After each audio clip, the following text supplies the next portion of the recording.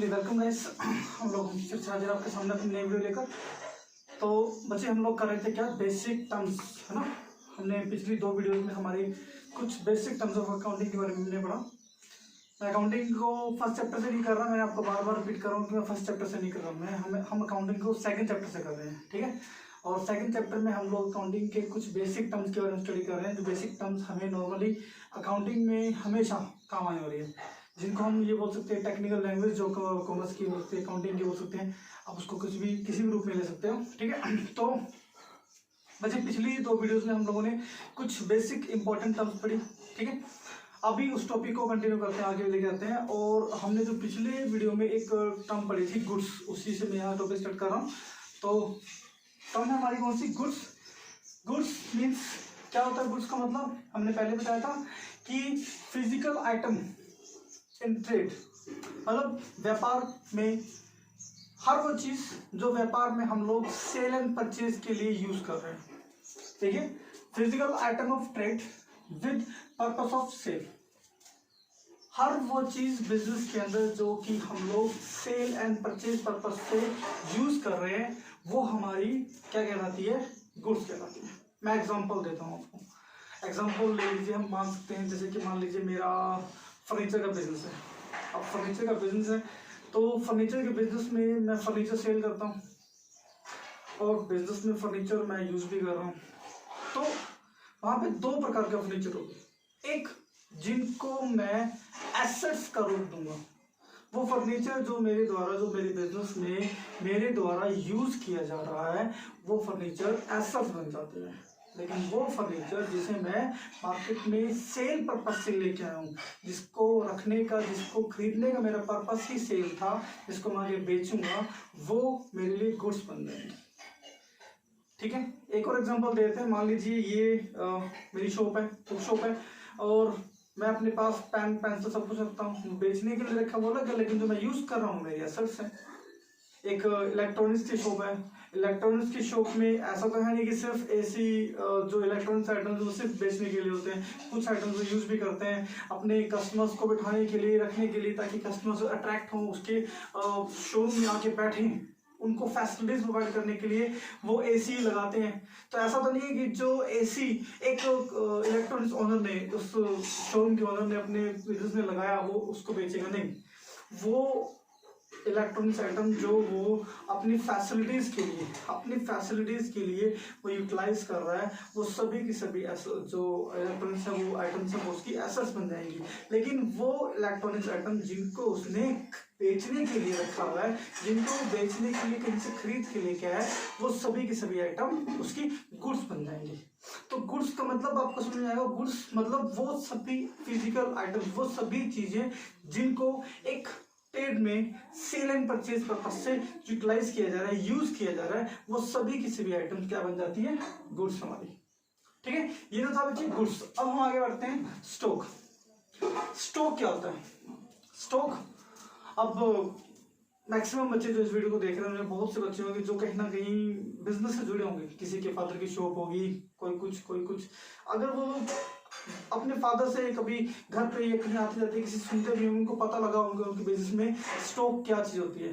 मेरा मानना है कि मैक्सिमम बच्चों को स्टॉक का मतलब पता होगा, बट फिर भी नहीं पता, तो मैं इसको क्लियर करने की कोशिश करता हूँ। देखिए स्टॉक क्या होता है, tangible assets held bye enterprise for sale. वो टेंजिबल एसेट्स जो एक बिजनेसमैन द्वारा, एक एंटरप्राइज द्वारा, एक फर्म द्वारा सेल पर्पस से अपने पास रखी गई है, ठीक है। The tangible assets held by an enterprises for sale और for the purpose of production of goods those meant for the sale. मतलब या तो बेचने के लिए रखी गई है, या फिर उनसे बनकर, उनसे वस्तु, उनसे गुड्स बनाकर बेचने के लिए रखी गई है, ठीक है। मकसद वही है कि या तो हमने उसको बेचना है, या फिर उनसे कोई नई चीज बनाकर हमने बेचना है। एग्जांपल हम एक टेलर का ले लेते हैं। एक टेलर है, टेलर क्या करता है, कपड़े बना के बेचता है। अब कपड़े बना के बेचने का मतलब ये तो नहीं है कि भैया वो सिर्फ जो कपड़े उसके पास आए उन्हीं कपड़ों को बना उन्हीं के कपड़ों के शर्ट पैंट सूट सलवार बना के बेचेगा, ऐसा तो नहीं है। अपने भी खुद के भी कपड़े रख सकता है। अगर उसके पास खुद का कपड़ा रखा है इसका मतलब वो जरूरी नहीं कि उन सभी कपड़ों को वो पर्सनल यूज में लेके आ रहा है, वो खुद पहन रहा है या अपने बिजनेस, वो किस लिए रखा उसने, उसका रखने का मकसद यही है कि उससे वो नई नई चीजें नए नए आइटम्स तैयार करेगा और तैयार करके उसको मार्केट में बेचेगा, उसका मकसद यही है। तो वो सभी चीजें उसके लिए एक प्रकार का स्टॉक का काम करती हैं। तो स्टॉक क्या होता है, हर वो tangible assets, each and every those tangible assets which are held by an enterprises, जो कि enterprises से किस लिए, बेचने के लिए, for the purpose of sale and another purpose क्या है, for the purpose of production of goods which is meant for the sale, या तो बेचने के लिए या फिर उनसे कोई नई चीज बनाकर बेचने के लिए उन्होंने रखी हुई है, वो कहलाती है क्या, स्टॉक। और स्टॉक के आगे बच्चे दो टाइप्स भी हैं। पहला टाइप है ओपनिंग स्टॉक, दूसरा है क्लोजिंग स्टॉक। ओपनिंग स्टॉक क्या होता है, पहले बात करते हैं। देखिए ओपनिंग जो वर्ड्स हैं ये वर्ड्स अपने आप में अपना मीनिंग क्लियर कर रहे हैं। ओपनिंग मीन्स शुरुआत and closing means and. It means in the beginning of the year and closing means in the end of the year. अब आपको पता हो, आप लोग ऑर्गेनाइजेशन में, अब आप कॉमर्स पढ़ रहे हो तो आपको मैं एक चीज बता दूं, हर ऑर्गेनाइजेशन का अपना एक अकाउंटिंग ईयर होता है। जैसे महीने की शुरुआत 1 तारीख से होती है एंड 30 से 31 से होती है, वैसे साल की शुरुआत भी जनवरी से होती है और एंड दिसंबर से होता है। ऐसे ही अकाउंटिंग ईयर, हर ऑर्गेनाइजेशन का अपना अकाउंटिंग ईयर होता है। देखिए आप लोगों ने सुना भी होगा, आप लोग नॉर्मली टीवी देखते रहते हो, आपने बजट सुना होगा, बजट के बारे में आपको पता लगा होगा। हर साल 31 मार्च से पहले 31 मार्च को जो है देश का बजट, एवरी ईयर जो बजट है पास किया जाता है। रीजन क्या आ रहा है, क्योंकि वो भी अकाउंटिंग ईयर बेस्ड होता है। ठीक है, ऐसे ही हर ऑर्गेनाइजेशन का, हर फर्म का अपना अकाउंटिंग ईयर होता है कि इस दिन से लेकर इस दिन तक, इस बीच में जितनी भी एक्टिविटीज होंगी उन्हीं बेसिस, उन्हीं एक्टिविटीज के बेसिस पर ऑर्गेनाइजेशन अपना नेट प्रॉफिट और नेट लॉस निकालती है। अब वो अकाउंटिंग ईयर कब कब हो सकता है, वो अकाउंटिंग ईयर एक मतलब 1 जनवरी से भी हो सकता है, 31 दिसंबर तक हो सकता है, 1 जनवरी 31 दिसंबर होता है, या फिर 1 अप्रैल से लेकर 31 मार्च तक हो सकता है। 2 अकाउंटिंग ईयर है, फाइनेंशियल ईयर और कैलेंडर ईयर। देखिए ध्यान रखिएगा, अकाउंटिंग ईयर जो कैलेंडर ईयर है उसको भी अकाउंटिंग ईयर मान सकते हैं, और नॉर्मली अकाउंटिंग ईयर होता है 1 अप्रैल से 31 मार्च का। तो कोई फर्म होती है वो अपने कैलेंडर ईयर को अकाउंटिंग ईयर मान के चलती है, और कोई फर्म होती है वो अपने अप्रैल मतलब जो उनका नॉर्मली फाइनेंशियल ईयर होता है उस फाइनेंशियल ईयर को अपना अकाउंटिंग ईयर मान लेते हैं 1 अप्रैल से 31 मार्च तक। तो बात हो रही है यहाँ पर ओपनिंग स्टॉक और क्लोजिंग स्टॉक। मीन्स अब ये बात ध्यान रखने वाली बात है कि 1 साल का क्लोजिंग मान लीजिए 31/3/2017 का जो बैलेंस है, 31/3/2017 को हमारे पास जो आइटम्स हमारे पास स्टॉक में पड़ी थी वो 31/3/2017 मतलब प्रीवियस ईयर के लिए तो वो क्लोजिंग हो गई। लेकिन फ्यूचर ईयर कौन सा आने वाला है, फ्यूचर ईयर आने वाला है 1/4/17 होगा ना, 31/3/2017 प्रीवियस, मतलब कि मैं आपको फिर से बताता हूँ अकाउंटिंग ईयर कब से कब तक होगा। मान लीजिए 1/4/16 से 31/3/17 ये हमारा एक अकाउंटिंग ईयर है। तो 31/3/17 को जो हमारे पास बैलेंस है, जो भी हमारे पास बैलेंस है वो हमारा क्लोजिंग अमाउंट है, वो हमारा क्या है, क्लोजिंग स्टॉक है। वही जब 1/4/17 को उस बैलेंस को हम कैरी फॉरवर्ड करेंगे तो वो उस दिन के लिए क्या बन जाएगा, ओपनिंग स्टॉक बन जाएगा। वो क्या बन जाएगा, ओपनिंग स्टॉक। मतलब कि पिछले साल का क्लोजिंग और करंट ईयर का ओपनिंग हमेशा इक्वल होता है, बराबर होता है। ये हमेशा याद रखने वाली बात है कि पिछले साल का क्लोजिंग और करंट ईयर का ओपनिंग जो है हमेशा इक्वल होता है। ठीक है, ये डेट, इन डेट्स के आधार पर आप देख के चलिए कि क्लोजिंग और ओपनिंग क्या है। 1/4/2016 से 31/3/2017 पूरे 12 महीने, पूरे 12 महीने, और ये 31/3/2017 को हमारा अकाउंटिंग ईयर खत्म हो रहा है, और इस दिन का जो बैलेंस हमारा वो क्या है, हमारा क्लोजिंग बैलेंस है। और अगला साल कब से होगा, 1/4/17 से 31/3/18 के बीच में, 31/3/18 तक, ये हमारा 12 महीने का 1 साल होगा। और इस दिन 1/4/2017 को, मतलब कि 31/3/2017 का 1/4/2017 को ओपनिंग बैलेंस हो जाएगा। ठीक है, तो ये हमारा क्या बन जाएगा, opening balance of the stock. So opening stock and closing stock आपको पता लगा।